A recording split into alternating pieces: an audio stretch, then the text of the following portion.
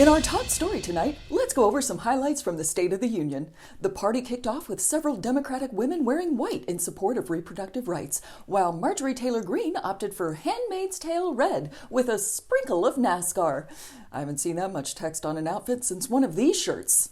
George Santos was also there, which was pretty weird, but it turns out he's running for office again. I prayed to the comedy gods. I said, please, just one more time. And lo, they have smiled upon me this day. I'm so glad I tossed a virgin into that volcano. While they were waiting for things to begin, Kamala Harris and Mike Johnson had some time to catch up.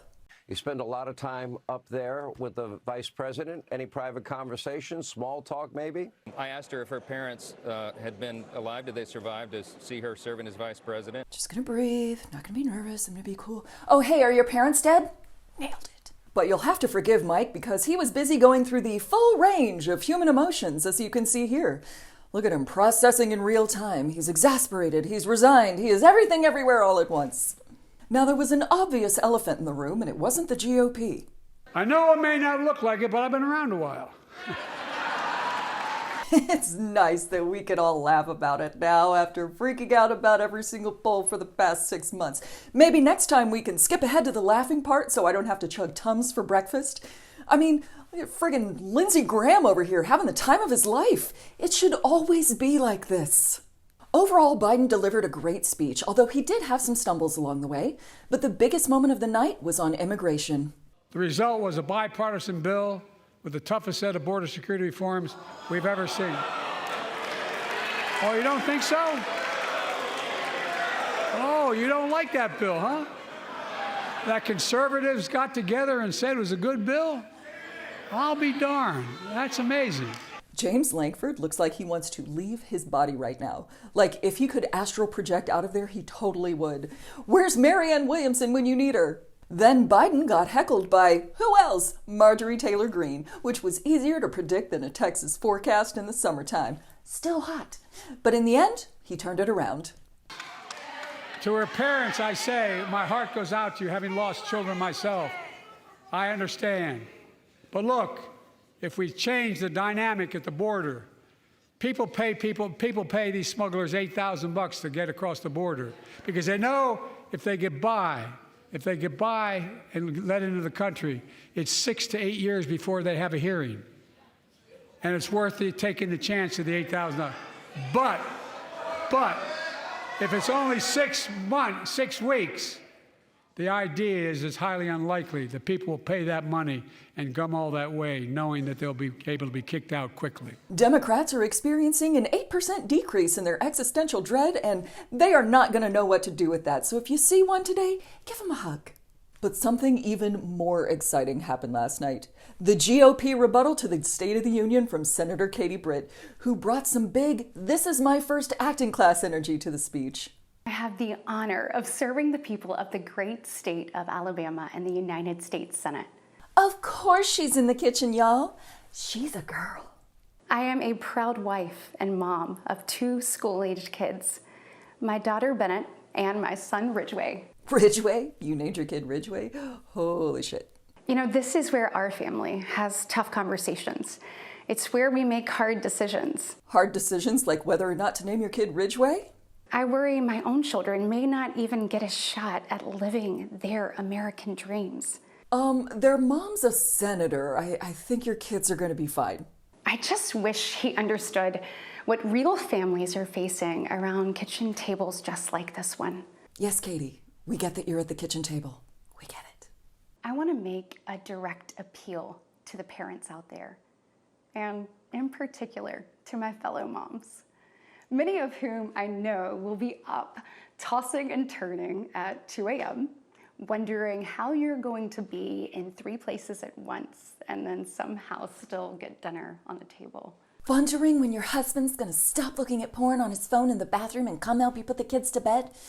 Now come on, Katie, bring it home. I know you can work in one more mention of that kitchen table. Our future starts around kitchen tables just like this. She did it! Great job, Katie Britt. We'll be in touch with your agent if you get the part. OMG, you guys, did you see what happened on Super Tuesday? It was an edge-of-my-seat drama, and I can't even believe that Trump and Biden won the most votes. I mean, it would have been insanely predictable and deeply boring if I hadn't done enough rails to qualify for the Winter X Games, so I'm glad I planned ahead. After Super Tuesday, who's even still running for president anymore? Let's go over who's in and who's out. Out, Nikki Haley, Dean Phillips, Cenk Uygur. In, Marianne Williamson and a stockpile of vibes, some guy that won big in American Samoa, the ghost of No Label's future. Out, sanity, reason, calm. In, tension, drama, exhaustion. There, now you're all caught up. The New Republic's Damon Linker is urging Nikki Haley to do whatever it takes to, quote, burn the GOP to the ground. And I love that idea. She could do that by taking her supporters to the Democratic side, by dropping a house on Donald Trump, or if she wants to save her energy, just wait around for him to wreck it like he always does. Whatever works for her, really. Donald Trump is a very scared man. Yes, apparently some cunning linguists are infiltrating the U.S. People are coming from parts unknown, countries that you've never heard of, languages that nobody in this country speaks. You know, we don't even have teachers of some of these languages. Who would think that? We have languages that are like from the planet Mars. Now, I'm not exactly sure what he's talking about here, but I think he either heard someone speaking Spanish, but that person wasn't being underpaid to perform a menial task for him at the time, so his brain couldn't make the connection. Or maybe he sat on his remote and switched the TV from OAN to a channel showing Dune, and he couldn't tell the difference? I don't know. Regardless, I feel like if we got the Duolingo owl involved, we could probably get things sorted out on the languages, no? But worse than that, it turns out that these polyglots are actually coming to eat you. They're rough people, in many cases from jails, prisons, from mental institutions, insane asylums. You know, insane asylum, that's Silence of the Lambs stuff. Hannibal Lecter. Anybody know Hannibal Lecter? So to sum up, people are making up new languages, and then they're going to come here, teach our children the languages, and then eat the children with some fava beans and a nice Chianti. Now, there's no evidence that any of this is actually true, but don't let that stop you from freaking out. Head on down to your bunker, turn off the Wi-Fi, and we'll call you when it's time to come out. Off you go. A GoFundMe that was launched to help Donald Trump pay his $355 million fraud judgment has only raised about $1.3 million so far, and donations have slowed to a trickle. Apparently, everyone used up all their funds trying to pay for each other's surgeries. Is this how we get Trump to support Medicare for all? You want to see live footage of a conspiracy theory being blown up in real time? Me too. Check this out. Okay, Trump 24 or before. What does that mean to you? He's already president. He's already president. He's our president. Meaning Donald Trump is president now? He's president now. I believe he is. But how would that work? Because Joe Biden has been the president, right? Obama's been the president. Obama said that he would like to run a third term if he could sit in his basement and call the shots, and that's exactly what he's doing. But you just said that it's Obama's third term, but also that Trump is president. He's calling the shots at all this mess that's going on right now and all the disasters that he's caused, yeah. But why would it matter if Obama was telling Biden what to do if Biden's not president? Say that again. Why would it matter if Obama was telling Biden what to do if Biden wasn't president?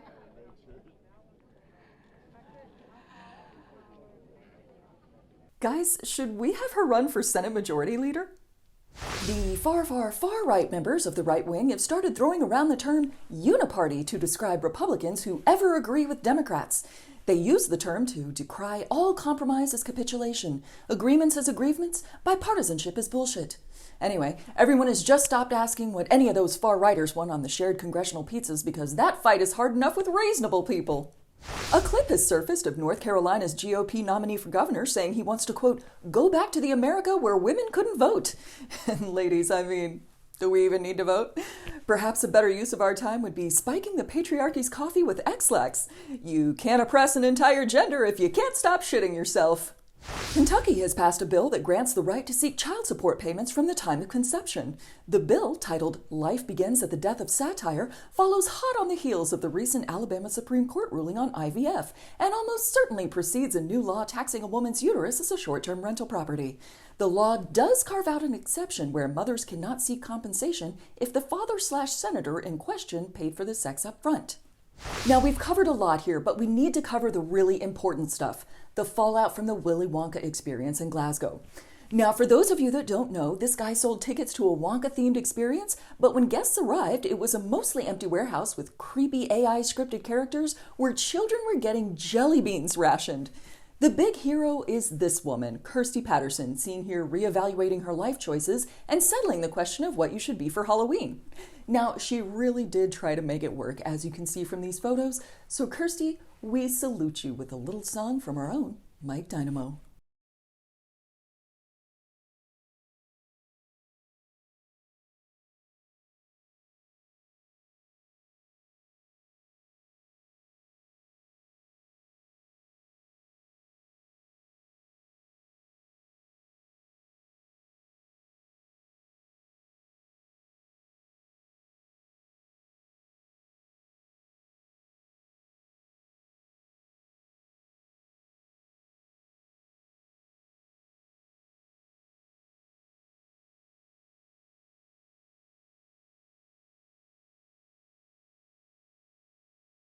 But they were like, nah, like, we're open, but we're owned by Microsoft. And Musk was like, what? I sell Teslas and I'm petty, so you shut up. And then OpenAI was all, but his emails. And then Microsoft's boss was like, I paid for this. And then blah, blah, blah. All the billionaires in Silicon Valley were mad at each other. The end.